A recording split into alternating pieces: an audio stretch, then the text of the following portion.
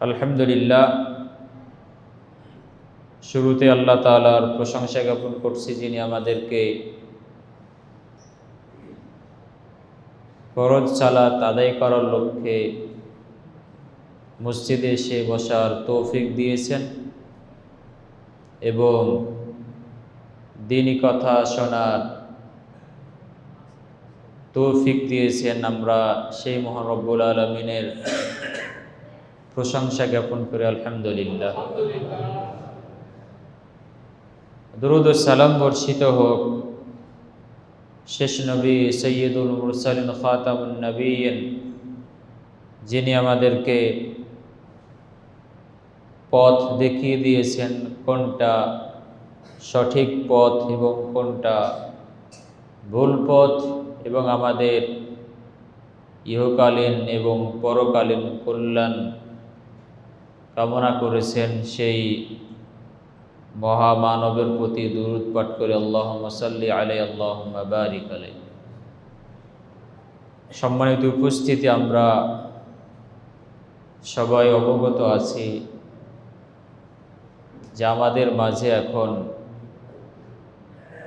হজ্জের যে মাস, সে মাস চলছে, যুলকদ মাস, এবং ইসলামে যে 4টা হারাম মাস, সম্মানিত মাস, তার মধ্যে অন্যতম একটা মাস হচ্ছে আমাদের মাঝে চলমান যুলকআদা মাস।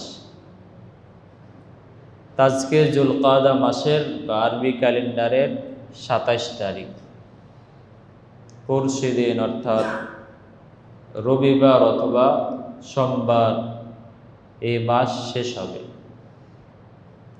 এর পরের মাস আসবে যুলহজ মাস, খুবই গুরুত্বপূর্ণ মাস এবং খুবই সম্মানিত মাসটা আমরা আজকে আলোচনা করার এবং শোনার চেষ্টা করব। যুলহজ মাস আমাদের করণীয় এবং বর্জনীয় সম্পর্কে ইনশাআল্লাহ। মা তৌফিক ইল্লা বিল্লাহ, আলাইহি তাওয়াক্কালতু ওয়া ইলাইহি উনীব। সম্মানিত উপস্থিতি, আল্লাহ সুবহানাহু ওয়া তাআলা আমাদেরকে বা মানব জাতিকে সৃষ্টি করেছেন খুব ভালোবেসে, এবং যখন তিনি মানব জাতিকে সৃষ্টি করেন তখন ফেরেশতাদের সামনে আল্লাহ তাআলা বলেছেন যে এরা হবে সম্মানিত জাতি। এদেরকে বিশেষ এক উদ্দেশ্যে আমি সৃষ্টি করছি, এবং সেই সম্মানের বহিঃপ্রকাশ স্বরূপ আল্লাহ সুবহানাহু ওয়া তাআলা সকল বা ফেরেশতাদেরকে আদেশ করলেন, তোমরা আদমকে সাজদা করো। এটা মূলত ইবাদতমূলক সাজদা ছিল, এটা মূলত সম্মানমূলক সাজদা। যেহেতু আল্লাহ তাআলা আমাদেরকে খুব ভালোবেসে সৃষ্টি করেছেন, এজন্য আল্লাহ তাআলা চান যে মাখলুক বা মানুষ তারা সঠিক পথে চলুক, সঠিক পথে থাকুক, এবং মৃত্যুর পরে তারা চিরস্থায়ী জান্নাতে তাদের জায়গা দখল করে নিক, এটা আল্লাহ তাআলা চান। এবং যাতে তারা বিভ্রান্ত না হয়, বিচ্যুত না হয়, এজন্য আল্লাহ তাআলা তাদেরকে বা তাদের মাঝে যখন প্রয়োজন পড়েছে তখনই তাদের মাঝে নবী এবং রাসূল পাঠিয়েছেন, যাতে করে তাদেরকে বিভ্রান্তির পথ থেকে বাঁচানো যায়। কিন্তু মানুষের মাঝে যে দুর্বলতা রয়েছে বা যে একটা অভ্যাস রয়েছে, সেটা হচ্ছে অন্যায়ের প্রতি আকর্ষণ, পাপের প্রতি তাদের ভালো লাগা কাজ করা, যেটা মানুষ এবং জিন ছাড়া অন্য কারো মাঝে আল্লাহ তাআলা এই শক্তি দেননি। তো যেহেতু আল্লাহ তাআলা মানুষের মাঝে এই শক্তি দিয়েছেন, অন্যায় করার সক্ষমতা দিয়েছেন, তো আল্লাহ তাআলা এটা চান যে বান্দা তুমি ভুল করবে, তোমার মাঝে আমি এই যোগ্যতা দিয়েছি। তো ভুল করা আসলে এটা বড় কোনো বিষয় না, ভুল করাটা খুবই স্বাভাবিক, কিন্তু তোমরা ভুল পথ থেকে ফিরে আসো। রাসূল সাল্লাল্লাহু আলাইহি ওয়াসাল্লাম বলছেন যে কুল্লু বানি আদম খাত্তা, প্রত্যেক আদম সন্তান প্রচুর পরিমাণে ভুল করে, তাদের অন্যায় তাদের পাপের পরিমাণ খুব বেশি।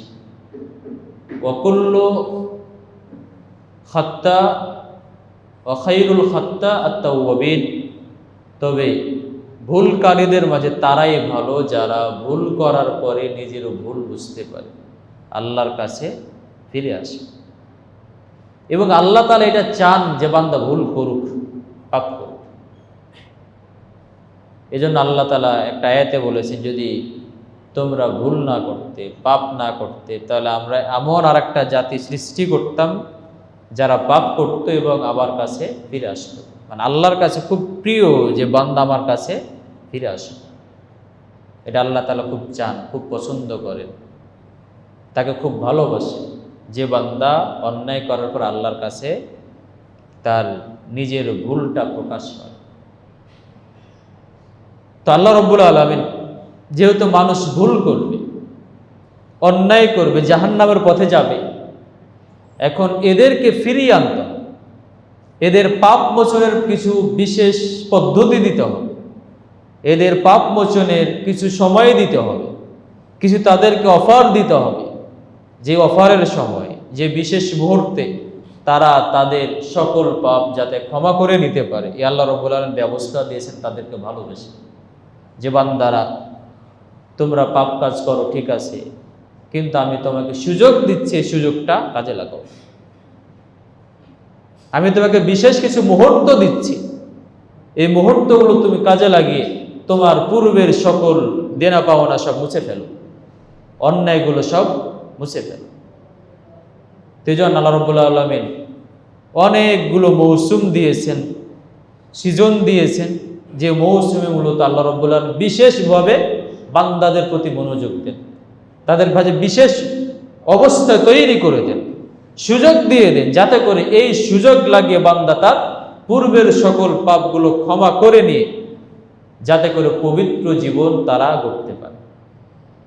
যেমন এই তো গত মাসের আগের মাসে আমাদের রমজান মাস গেল, বিশেষ মাস, আল্লাহ তাআলার ক্ষমার মাস, রহমতের মাস, মাগফিরাতের মাস, আত্মশুদ্ধির মাস, যাতে করে তারা নিজের আত্মশুদ্ধি করতে পারে।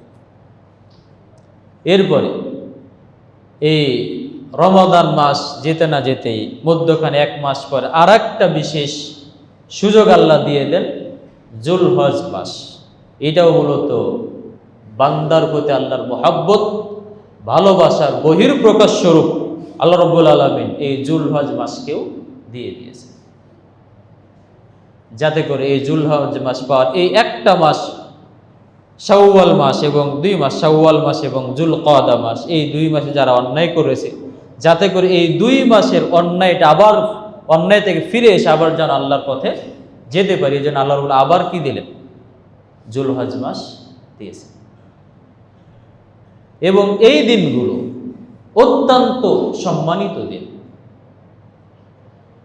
আল্লাহ রাব্বুল আলামিন বলছেন যে ওয়াল ফজর ওয়া লায়ালিন আশর, ফজরের শপথ এবং 10 দিন বা রাতের শপথ।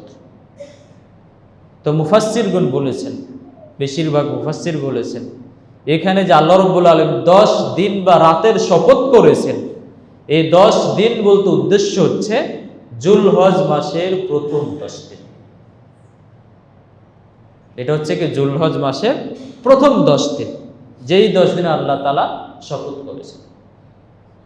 আর আল্লাহ তাআলা এমন জিনিসের শপথ করে থাকেন, এমন জিনিসের কসম করে থাকেন, যেই জিনিসটা অত্যন্ত বেশি সম্মানিত, অত্যন্ত বেশি গুরুত্বপূর্ণ, আল্লাহ রাব্বুল আলামিন এই দিনগুলোর শপথ করে থাকেন।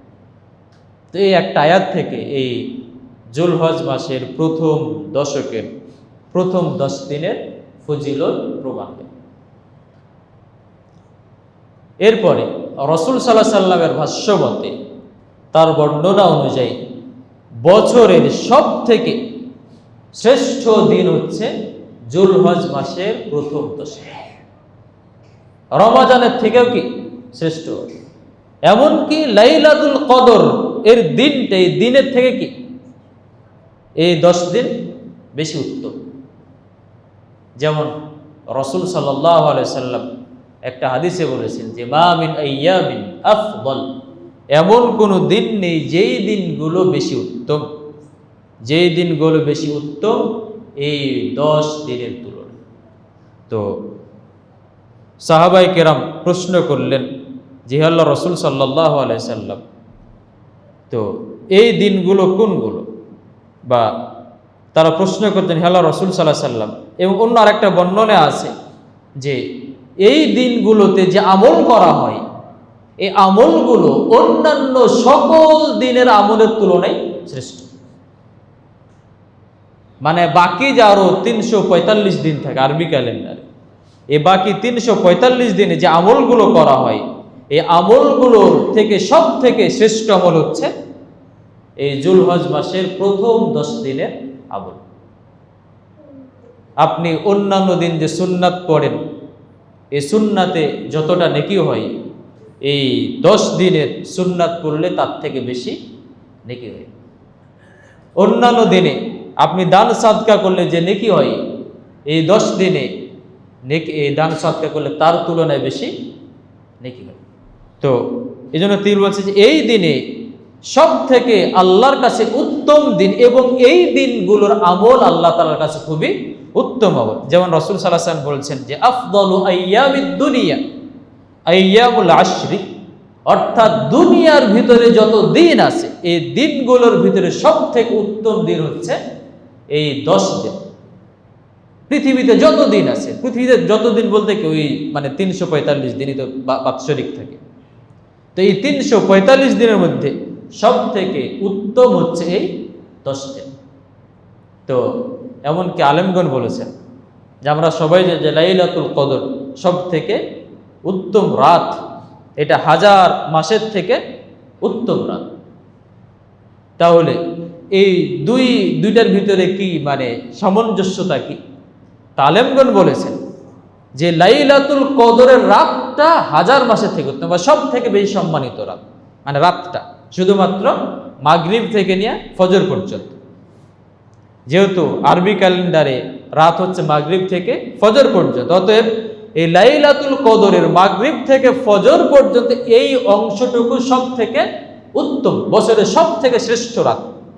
আর দিনের মধ্যে এই দিন যে মানে ফজর থেকে নিয়ে সুবহ সাদেক থেকে নিয়ে মাগরিব পর্যন্ত, এই দিনের ভিতরে সব থেকে উত্তম দিন হচ্ছে জুলহজ মাসের প্রথম 10 দিন। বুঝেন নাই? মানে লাইলাতুল কদর রাতটা উত্তম, শুধু দিনটা উত্তম না। আর এখানে কি দিনটা উত্তম, অন্যান্য সকল দিনের থেকে দিনটা উত্তম। এরপরে ইবনে আব্বাস থেকে বর্ণিত রাসূল সাল্লাল্লাহু আলাইহি ওয়াসাল্লাম বলছেন যে মা মিন আইয়ামিন আল আমালুস সালিহ ফীহিন আহাব্বু ইলাল্লাহ মিন হাদিহিল আইয়ামিল আশরি, অর্থাৎ এমন কোনো দিন নেই যেই দিনের সৎ আমল আল্লাহর কাছে অধিক প্রিয় এই 10 দিনের আমলের তুলনায়। মানে এই 10 দিনে যে আমলটা করা হয়, এই আমলটা আল্লাহর কাছে খুবই প্রিয়। অন্যান্য দিনে ওই একই আমল করেন, কিন্তু এটা যতটা না প্রিয় হয়, এই দিনের আমলটা আল্লাহর কাছে বেশি প্রিয় হয়। একটা ছোট আমল, এটাও কি আল্লাহ তাআলার কাছে অধিক প্রিয়। খুবই একদম নগণ্য আমল, এটা আল্লাহ তাআলার কাছে খুবই প্রিয় আমল। আর আমরা একাধিক দিন বলেছি যে আল্লাহর কাছে কোনো একটা প্রিয় হয়ে গেলে, আমল পছন্দনীয় হয়ে গেলে, মাকবুল হয়ে গেলে, সে আমলটাই জান্নাতে যাওয়ার জন্য কি হয়ে যায়? যথেষ্ট হয়ে যায়। তো রাসূল সাল্লাল্লাহু আলাইহি ওয়াসাল্লাম বলেছেন যে এই দিনের আমলগুলো আল্লাহর কাছে সব থেকে বেশি প্রিয় আমল। সাহাবায়ে কেরাম জিজ্ঞেস করলেন, ফাকালু ইয়া রাসূলুল্লাহ, সাহাবায়ে কেরাম জিজ্ঞেস করলেন হে আল্লাহর রাসূল, ওয়ালাল জিহাদু ফি সাবিলিল্লাহ, আল্লাহ রাস্তায় জিহাদও কি বেশি প্রিয় না এই দিনের আমলগুলোর তুলনায়? আমরা সবাই জানি জিহাদ কি সব থেকে উত্তম আমলগুলোর মধ্যে একটা অন্যতম আমল। তো যখন রাসূল সাল্লাল্লাহু আলাইহি ওয়াসাল্লাম বললেন সব থেকে প্রিয় আমল এই দিনগুলো, তখন সাহাবায়ে কেরাম প্রশ্ন করে বসলেন, তাহলে জিহাদের তুলনায় কি বেশি প্রিয় আমলগুলো, এই আমলগুলো বেশি প্রিয় কি? তখন রাসূল সাল্লাল্লাহু আলাইহি ওয়াসাল্লাম ওয়ালাল জিহাদু ফি সাবিলিল্লাহ, এমন কি আল্লাহর রাস্তায় যদি জিহাদ করে এই জিহাদটাও বেশি প্রিয় নয় এই দিনগুলোর আমলের তুলনায়। যে কোনো আমল আমরা বলি একদম নগণ্য আমল, এই নগণ্য আমলটা কি হয় তাহলে আল্লাহর কাছে জিহাদের তুলনায় বেশি প্রিয়। আপনি অন্যান্য দিনে জিহাদ করলেন, শহীদ হয়ে গেলেন, মানে শহীদটা ভিন্ন বিষয়, আপনি জিহাদ করতে এলেন খুব কষ্ট করে, তো জিহাদ করতে গিয়ে যতটা না ওই জিহাদটা আল্লাহর কাছে বেশি প্রিয়, আপনি এই 10 দিন আপনি একটা টাকা দান করে এটা কি হয়ে যায় আল্লাহর কাছে বেশি প্রিয় হয়ে যায়। আপনি 2 রাকাত সুন্নাত পড়েন, বেশি কি হয়ে যায় প্রিয় হয়ে যায়। আপনি একটা মানুষকে উপকার করেন, সাহায্য করলেন, মাথায় একটা বোঝ উঠিয়ে দিলেন, ধরেন নিচ থেকে ওর উপরে উঠাই দিলেন, তার মাথায় সাহায্য চাই, এই আমলটা আল্লাহর কাছে কি হয়ে যায় বেশি প্রিয় হয়ে যায়। আপনি সুবহানাল্লাহ পাঠ করলেন, এটা কি হয়ে যায় অন্যান্য দিনে জিহাদের তুলনায় আল্লাহর কাছে বেশি প্রিয় হয়ে যায়। তো রাসূল সাল্লাল্লাহু আলাইহি ওয়াসাল্লাম ওয়ালাল জিহাদু ফি সাবিলিল্লাহ, আল্লাহর রাস্তায় জিহাদ করাটাও বেশি প্রিয় না এই দিনগুলোর আমলের তুলনায়। তবে বললেন ইল্লা রাজুল, তবে সেই ব্যক্তির আমলটা বেশি প্রিয় হয় খারাজা বিনাফসিহি ওয়া মালিহি, যে নিজের সকল সম্পদ এবং নাফস নিয়ে আল্লাহর রাস্তায় বেরিয়ে গেল, মানে সব সম্পদ নিয়ে বের হলো এবং নিজের জীবনটা নিয়েও বের হলো। ফালাম ইয়ারজি' মিন যালিকা বিশাই, এবং কোনো কিছু নিয়ে ফেরত আসতে পারলো না, মারা গেল। সকল সম্পদ আল্লাহ রাস্তায় কি ওই জিহাদে দিয়ে দিয়েছে এবং নিজের নাফসটাকে আল্লাহ রাস্তায় বিলীন করে দিয়েছে। তবে এই আমলটা কি হতে পারে বেশি প্রিয় হতে পারে এই দিনগুলোর আমলের তুলনায়। তার মানে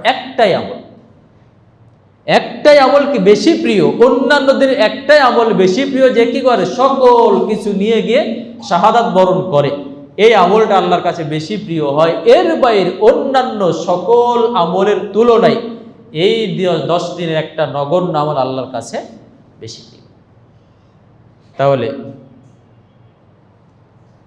এটা আমাদের এই দিনগুলো আমাদের কি লাগাতে হবে, কাজে লাগাতে হবে।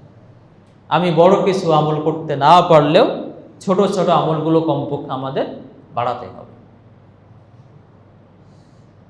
আমি অনেক বেশি দান খায়রাত না করতে পারলে কিছু দান খায়রাত করতে হবে, অনেক বেশি সুন্নাত করতে না পারলেও কিছু আমার সুন্নাতের পরিমাণ বাড়াতে হবে, অন্যের অনেক বেশি উপকার করতে না পারলেও আমার কিছু উপকারের পরিমাণ বাড়াতে হবে। তো এই যে এত ফজিলতপূর্ণ দিন, এই ফজিলতপূর্ণ দিনের কারণ কি, এটার অন্যতম একটা বেশ কিছু কারণের মধ্যে যেমন ইবনে হাজার আসকালানী বলছেন যে এই দিনগুলো আল্লাহর কাছে অধিক প্রিয় হওয়ার কারণ হচ্ছে যে এই দিনগুলোতে যত ধরনের ইবাদতের সমারোহ ঘটেছে অন্যান্য দিনে এত ধরনের আমল থাকে না। যেমন এই দিনে সলাত আছে, অন্যান্য দিনের তুলনায় কি আছে, এখানেও সলাত আছে, এখানে রোজার ব্যবস্থা আছে যেটা আমরা আলোচনা করব, এরপরে এখানে হজ আছে, এই মাসে কুরবানি আছে, এই মাসে দান আছে। এ ধরনের কি বিভিন্ন আমল মূলত কি ঘটেছে এই দিনগুলোতে ঘটেছে, যার ফলে এই দিনগুলোর মর্যাদা আল্লাহর কাছে বেশি বেড়ে গেছে।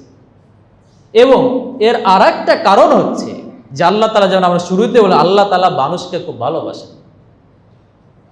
তো যেহেতু এই মাসে কিছু মানুষ হজ করার তৌফিক পায়, হয়তো কত শতাংশ মানুষ, 1-2% হয়তো হতে পারে, 12 কম।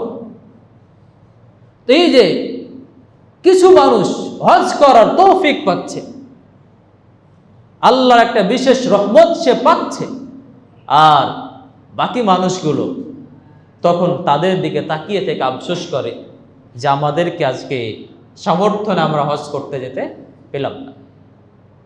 মানে একটা ভিতরে যারা ভালো মানুষ, যাদের আমলের প্রতি আগ্রহ আছে, নেকির প্রতি আগ্রহ আছে, তখন তারা বলে যে তারা তো হজ করে একটা বিশাল নেকি অর্জন করে ফেলেছে, কিন্তু আমাদের তো কিছু করণীয় এখানে থাকলো না। তখন এই সমস্ত বান্দা যারা নিরাশ হচ্ছে আল্লাহর রহমত থেকে, আল্লাহ তাআলা বলছেন না, তোমাদের নিরাশ হওয়ার কিছু নেই, কারণ যারা হজে গিয়েছে তারা যে নেকি অর্জন করে, তোমাদের জন্য আমরা কি এমন একটা অবস্থা করে দিলাম, ব্যবস্থা করে দিলাম যে তোমরা এই দিনগুলোতে কিছু আমল করো, সে আমলগুলো কি হবে আমার কাছে অধিক বেশি প্রিয় হয়ে যায়। যাতে করে অতএব এটা এই রহমত তোমরাও পাও, হাজিরা তারাও গ্রহণ করুক, তোমরা কি করো, তোমরাও গ্রহণ করো।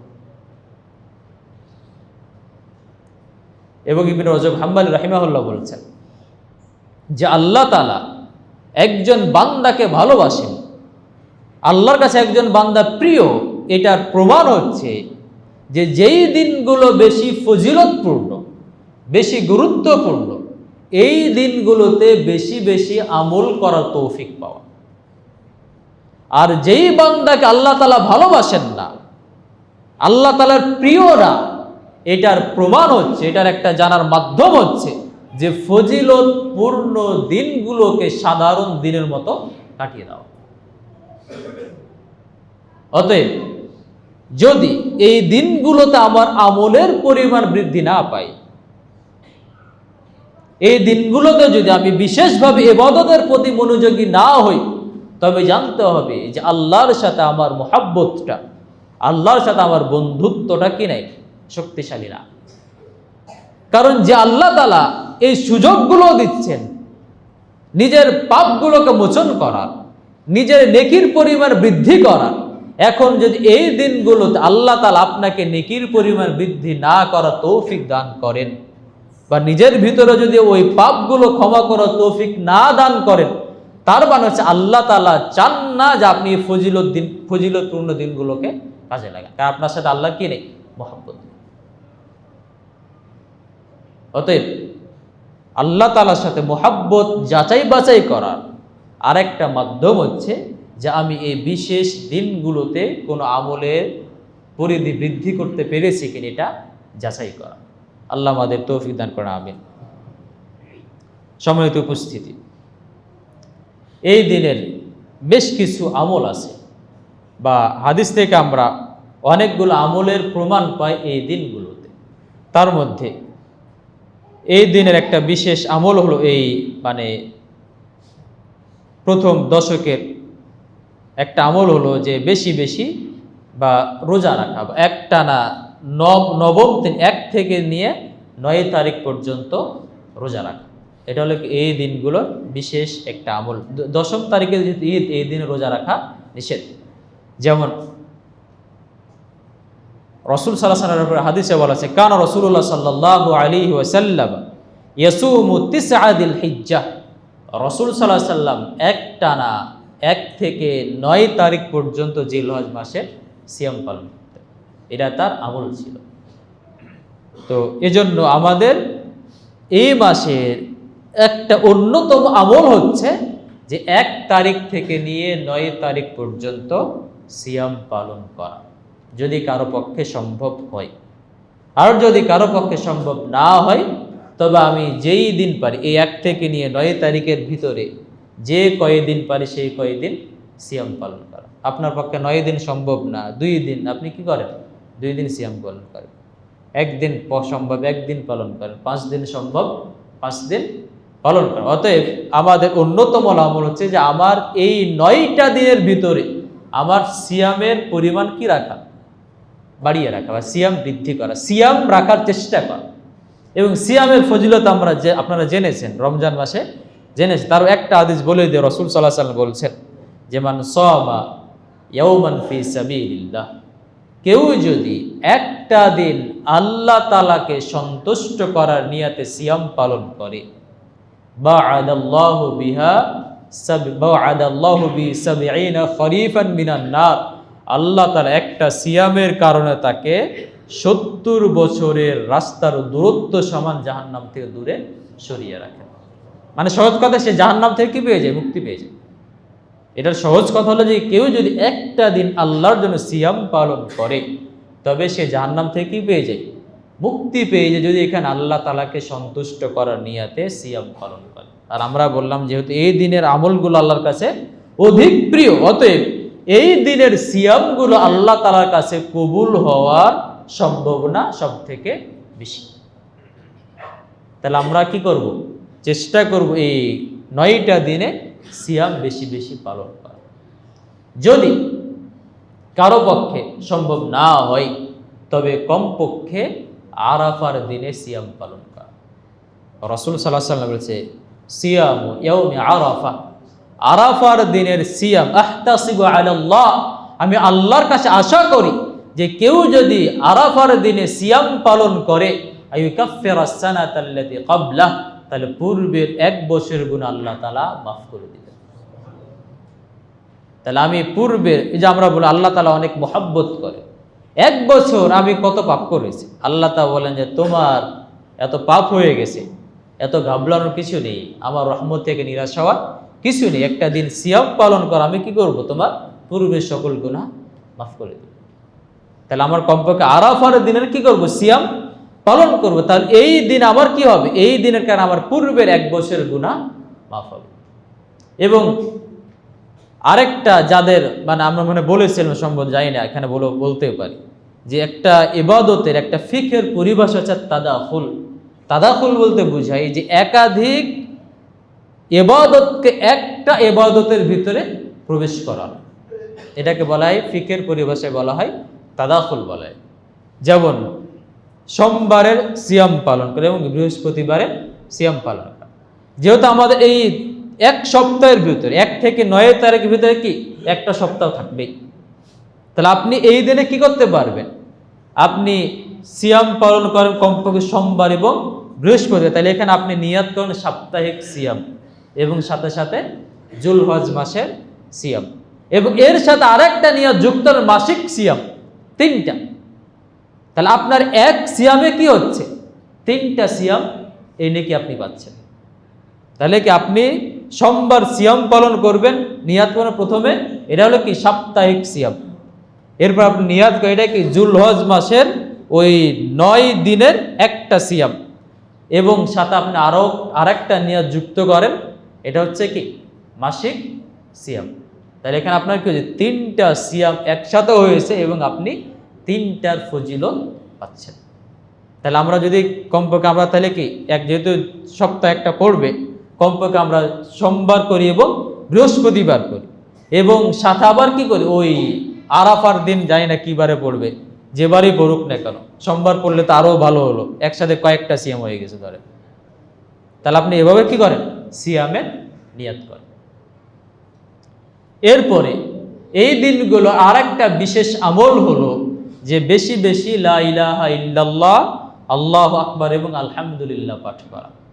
তাহলে আপনি এই দিনগুলোতে আপনি বেশি বেশি কি করবেন, লা ইলাহা ইল্লাল্লাহ, এরপর আল্লাহু আকবার এবং পড়বেন আলহামদুলিল্লাহ। যেমন রাসূল সাল্লাল্লাহু আলাইহি সাল্লাম বলেছেন যে মা মিন আইয়ামিন আ'যামু ইনদাল্লাহি ওয়া লা হাব্বু ইলাইহিল আমাল ফীহিন্না মিন হাযিহিল আইয়াম, মানে আল্লাহ তাআলার কাছে শ্রেষ্ঠ কোনো দিন নেই এবং অধিক প্রিয় কোনো আমল নেই এই দিনগুলোর তুলনায়। ফাআকসিরু ফীহিন্না মিনাত তাহলিল, অতএব তোমরা বেশি বেশি লা ইলাহা ইল্লাল্লাহ পাঠ করো, ওয়াত তাকবীর, এবং তোমরা বেশি বেশি আল্লাহু আকবার পাঠ করো, ওয়াত তাহমিদ, এবং বেশি বেশি তোমরা আলহামদুলিল্লাহ পাঠ করো। তাহলে আমাদের এটা কি এগুলো আলাদা আমাদের সময় দেওয়া লাগে না, আমাদের শুধুমাত্র মানসিক পরিবর্তন হলেই হয়। আমি হাঁটছি রাস্তায়, কি বলি, আলহামদুলিল্লাহ পড়ি, লা ইলাহা ইল্লাল্লাহ পাঠ করি, আল্লাহু আকবার পড়ি। তাহলে এই দোয়াগুলো পাঠ করলে একে তো যখন আপনি দোয়াগুলো পাঠ করেন তখন ওই সময় আপনার কি পাপের দিকে কি নজর খুব কম যাবে, যে আপনার ভিতরে এখন কি আল্লাহর জিকির চলছে। তাহলে আপনার সাথে সাথে পাপ রাস্তায় চলছেন, রাস্তায় জনিত যে পাপগুলো হয় আপনার পাপগুলো কি আসবে, কমে আসবে। এবং সাথে সাথে আপনার এই যে আল্লাহ রসুলের আদেশ যে তোমরা বেশি বেশি কি করো, লা ইলাহা ইল্লাল্লাহ পাঠ করো, আল্লাহু আকবার পাঠ করো, আলহামদুলিল্লাহ পাঠ করো, 12 সুবহানাল্লাহ, আরো যে জিকিরগুলো আছে এই দিনে তোমরা বেশি বেশি এই জিকিরগুলো রাসূল সাল্লাল্লাহু আলাইহি সাল্লাম করতে বলেছে। অতএব আমাদের আরেকটা আমল হচ্ছে যে এই দিনগুলোতে বেশি বেশি জিকির করা, যে কোনো জিকির, বিশেষ করে যেটা লা ইলাহা ইল্লাল্লাহ বললাম, আল্লাহু আকবার এবং আলহামদুলিল্লাহ পাঠ করা। এবং এখানে আরেকটা বিষয় হচ্ছে যে এই জিকিরগুলোকে আবার 2 ভাগে ভাগ করা হয়েছে, মানে আপনার হচ্ছে 1 তারিখ থেকে নিয়ে 9 তারিখ পর্যন্ত, আরাফার দিন পর্যন্ত, এবং আরাফার দিন থেকে আইয়ামে তাশরিক মানে ওই জুলহজ মাসের 13 তারিখ পর্যন্ত, 2টা মিয়া দেখেন। তো 1 থেকে নিয়ে 9 পর্যন্ত এখানে যে কোনো জিকির, বিশেষ করে এই জিকিরগুলো আছে, বা যে কোনো সময় এটা জিকির করা যায়। এবং 9 তারিখ আরাফার দিন, সেই দিন থেকে নিয়ে 13 তারিখ পর্যন্ত এই দিনগুলোতে বিশেষ করে ফরজ সালাতের পরে জিকির করে, এটা হাদিস দ্বারা প্রমাণিত। তাহলে এই প্রথম 9 দিন কি করা, যে কোনো জিকির, যে কোনো তাসবিহ তাহলিল করেন। আর অন্যান্য দিনে আপনার বিশেষ করে ওই 9 আরাফার দিনে, সেই দিন থেকে নিয়ে 13 তারিখ সন্ধ্যা পর্যন্ত, মাগরিব পর্যন্ত বিশেষ করে সালাতের পরে কি করা, জিকির আজকার করা, আল্লাহ আকবার বলা, লা ইলাহা ইল্লাল্লাহ পড়া, এটার গুরুত্ব বিশেষভাবে এসেছে। তো যেমন এই আমলটার প্রতি সাহাবাদের বিশেষ গুরুত্ব ছিল, এই দিনগুলোতে এই জিকিরের প্রতি তাদের বিশেষ গুরুত্ব ছিল। যেমন হাদিস এসেছে, কান ইবনে উমর ও আবু হুরাইরা ইয়াখরুজান ইলা সুক, আবু হুরাইরা এবং ইবনে উমর তারা এই দিনগুলোতে ফি আইয়ামিল আশরাত, এই 10 দিনে তারা বাজারে চলে যেতেন। এই 10 দিনে তারা কোথায় যেতেন, বাজারে যেতেন। এরপরে বলছে ইউকাব্বিরান, তারা দুইজন বাজারে গিয়ে তাকবীর দিতেন, আল্লাহু আকবার বলতেন। ওয়া ইউকাব্বিরুন নাস বিতাকবীরিহিমা, এবং তাদের দেখা দেখি, তাদের তাকবীরের দেখা দেখি অন্যান্য মানুষেরা কি করতেন, তাকবীর দিতেন। মানে তারা নিজেরা আমল করছেন এবং অন্যকে আমল করার প্রতি উৎসাহিত করছেন। মানে এবং অন্যদেরকে, যে এই যে আমরা সবাই জানি যে আমার কথাই যদি কেউ আমল করে তাহলে আমিও কি পাই, সেই সমপরিমাণ নেকি পাই। এই যে আমি ধরেন খুতবা দিলাম, এই আমল, এই খুতবা যদি কেউ উদ্বুদ্ধ হয়ে যদি একটু আমল বাড়াই, তাহলে আমার এই ভাগে কি আসবে, আমলের একটা অংশ আসবে। তা আপনি দাওয়াত দেন, আপনি মানুষকে বলেন, আপনার সাথে একজন আছে, আপনি বলেন ভাই 2 বার আল্লাহু আকবার পাঠ করো, এই যে আপনি 2 বার আপনার কথা পাঠ করলো, তাহলে আপনি কি হলেন, ওই যে শ্রেষ্ঠ আমলগুলো আপনার আমল নামায় চলে আসে। এবং সাহাবায়ে কেরাম আল্লাহর রহমতগুলো পাওয়ার জন্য তারা বিশেষভাবে কি চেষ্টা করতেন। যেমন কিছু মানে আলেম বা আগের যারা তাবি ছিলেন, সাহাবী ছিলেন, তাদের ব্যাপারে পাওয়া যায় বা একটা বর্ণনায় পাওয়া যায় যে বিশেষ করে আনাস রাদিয়াল্লাহু আনহুর ব্যাপারে পাওয়া যায় যে তিনি যখন শুনেছিলেন যে মুসাফা করার মানে নেকি হচ্ছে, বেটার ফজিলত হচ্ছে, যে যখন কেউ মুসাফা করে তখন একজন আরেকজনের থেকে হাত সরিয়ে নেওয়ার আগে তাদের সকল গুনাহ মাফ করে দেওয়া হয়। এটা হলো মুসাফা করার ফজিলত। তো যাতে করে এই ফজিলতটা তিনি পান, এজন্য তিনি কি, যেখানে মানুষজন বেশি থাকতো সেখানে তিনি যেতেন এবং হাতটাকে তিনি একটু কি নরম করতেন, তেল মালিশ করে তিনি কি করতেন, নরম করতেন, যাতে করে কি এই মুসাফা করার মাধ্যমে তাদের আমলগুলো কি বা এই নেকিটা বা এই পাপটা যাতে মুছে যায়, এজন্য তারা চেষ্টা করতেন। এবং এমন কথা পাওয়া যায় যে একজন বিশেষ করে যারা আমাদের পূর্ববর্তী আলেম ছিলেন, সালাফ যারা ছিলেন, সাহাবী তাবি, তাদের মধ্যে আমলের কথা পাওয়া যায়। যখন কেউ কথার কথা, একটা বর্ণনা এভাবে আছে যে একজন ব্যক্তি নদীর ওই পারে আপনার মানে হাঁচি দিয়েছে এবং সে এই পার থেকে শুনছে, হাঁচি শুনেছে, এবং যখন সে শুনেছে যে আলহামদুলিল্লাহ, তখন সে ওই জবাব দেওয়ার জন্য গেছে, যাতে করে সেও কি পায়, জবাব পায়। সে যখন আরহামুক আল্লাহ বলবে, এরপরে কি ওয়াহদিকুমুল্লাহ, এই যে আল্লাহ তাআলা রহমত তালাশ, একজন আরেকজনের আল্লাহ কাছে রহমত চাওয়া, পরস্পরের প্রতি রহমত চাওয়া, রহমত পাওয়ার জন্য তারা এই জবাব দিতে চলে যায়, যাতে করে সেই ভাইয়ের তিনি কি পান, দুয়ায় অংশগ্রহণ করতে পারে। সেই দুয়ার কারণে যাতে করে তার উপর আল্লাহর রহমত নেমে আসে, এজন্য তারা কি করতেন, নৌকা নিয়ে তারা কি ওইখানে গিয়ে তারা আবার জবাব দেন। এতটা তাদের ভিতরে আমলের প্রতি কি ছিল, প্রতিযোগিতা ছিল, আল্লাহর রহমত পাওয়ার জন্য তাদের এতটা ব্যাকুলতা ছিল। সেজন্য এই যে এখানে বলছে ইবনে উমর এবং আবু হুরায়রা রাদিয়াল্লাহু আনহু, তারা দুইজন বাজারে চলে যেতেন। বাজারে গিয়ে তারা অন্য কোনো উদ্দেশ্য ছিল না, শুধুমাত্র তারা তাকবীর পাঠ করবেন এবং তাদের তাকবীর শুনে অন্যান্যরাও তাকবীর পাঠ করবে, এই একটাই উদ্দেশ্যে তারা কোথায় চলে যেতেন, বাজারে চলে যেতেন। এভাবে তারা মূলত নেকি পাওয়ার, আমল বৃদ্ধি করার প্রতি তারা এভাবে গুরুত্ব দিতেন বা তাদের বিশেষ মনোযোগ ছিল। এরপরে এ মাসের আরেকটা আমল হচ্ছে যে যারা কুরবানি প্রদান করতে ইচ্ছুক তারা চাঁদ উঠার আগেই নখ চুল বা শরীরে যেগুলো কি কাটার দরকার সেগুলো কেটে ফেলবে। বিশেষ করে আমরা বললাম যে কাল অথবা পরশু, আজকে যেহেতু 27 তারিখ মানে 28, 29, তাহলে আমাদেরকে যারা কুরবানি করতে ইচ্ছুক তাদের আগামীকাল এবং পরশুর ভিতর আমাদের যে সমস্ত শরীরে যা কিছু পরিষ্কার পরিচ্ছন্ন করার দরকার সেগুলো আমাদের পরিষ্কার পরিচ্ছন্ন করে ফেলতে হবে।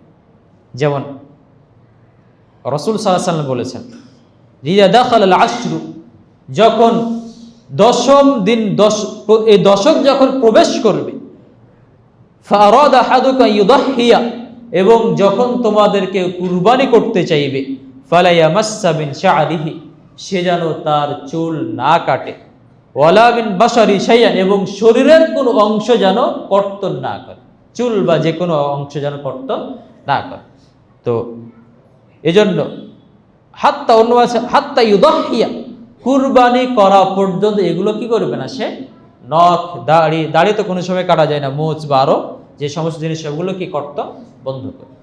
ইবনে জুবাইর বলছেন, ইদা দাখালা আইয়ামুল আশরি ইস্তাহাদান শাদীদা, যখন এই দশম দিন প্রবেশ করতো, এই 10টা দিন যখন প্রবেশ করতো, অর্থাৎ যুলহজ মাস যখন প্রবেশ করতো, ইস্তাহাদান শাদীদা, তিনি এতটা বেশি আমল করতেন, হাত্তা মা ইয়াকাদু ইয়াকদিরু আলাইহি, মনে হতো যে তার কি পুরা শক্তি ব্যয় করে, তার যেন শক্তি নেই। তাহলে আমাদের কি করতে হবে, এই দিনগুলোতে আমাদের এতটা শক্তি ব্যয় করতে হবে যেন মনে হবে যে আমাদের এর বাইরে আর অন্য কোনো কি আমলের ক্ষমতা নেই। আমাদের সময় মোটামুটি শেষের দিকে, এরপর আমরা আরেকটা বলবো যে বিশেষ করে আরাফার দিনটা আল্লাহর কাছে খুবই গুরুত্বপূর্ণ, এবং এই দিন আল্লাহ তাআলা অসংখ্য মানুষকে জাহান্নাম থেকে মুক্ত করে দেন। আরাফার দিন আল্লাহ তাআলা কি করেন, অসংখ্য মানুষকে জাহান্নাম থেকে মুক্ত করে দেন। এবং এই দিনের জিকির আজকের আল্লাহর কাছে খুবই প্রিয়, এবং এই দিনটা আল্লাহর কাছে সব থেকে বেশি, মানে এই যে 10টা দিন বললাম সব থেকে উত্তম, এই উত্তম 10 দিনের ভিতরে আরো উত্তম দিন হচ্ছে কোনটা, আরাফার দিন। এই দিনটা আল্লাহর কাছে খুবই প্রিয়, এবং এই দিনে আল্লাহ তাআলা দুনিয়ার আসমানে নেমে আসেন এবং বান্দাদের নিয়ে গর্ব করেন, বলেন যেটা আমার বান্দা। এই যে যখন আমরা আগে বললাম যে আল্লাহ তাআলা যখন মানুষ সৃষ্টি করলেন তখন ফেরেশতারা আপত্তি জানিয়েছিল, কিন্তু আল্লাহ তাআলা বলেছেন যে না, এরা আমার কি বিশেষ সৃষ্টি, এদের সাথে আমার বিশেষ মহব্বত আছে, এদের সাথে আমার বিশেষ ভালোবাসা আছে, অতএব এর সাথে এই সৃষ্টির ব্যাপারে তোমরা আপত্তি তুলতে যেও না। তো এই জন্য আল্লাহ তাআলা বিভিন্ন সময়ে বান্দাদের নিয়ে কি করেন, মানুষকে নিয়ে ফেরেশতাদের সামনে গর্ব করেন যে দেখো তোমরা তো নিষেধ করেছিলে, আমার অমুক বান্দাকে দেখো যে তারা কি করছে, আমল করছে, নেকির কাজ করছে, তওবা করছে, আমার কাছে ফিরে এসেছে।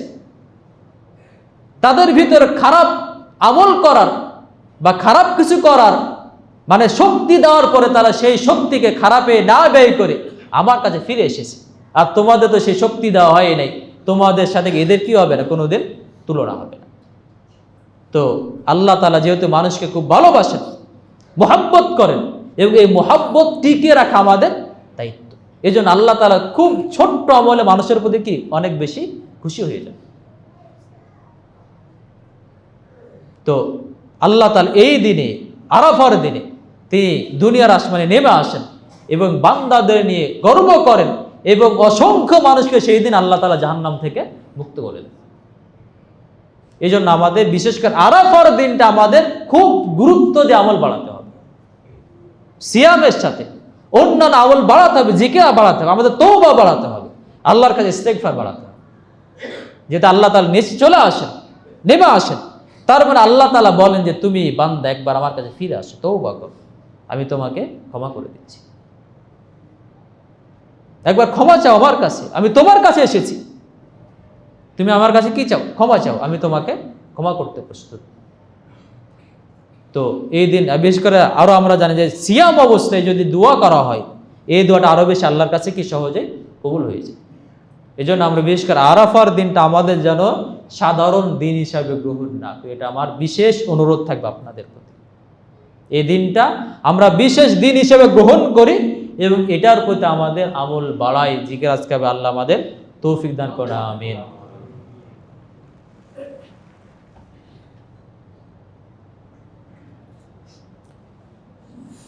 ইন্নাল হামদালিল্লাহ ওয়াসসালাতু ওয়াসসালামু আলা মান লা নাবিয়্যা বা'দা, আম্মা বা'দ।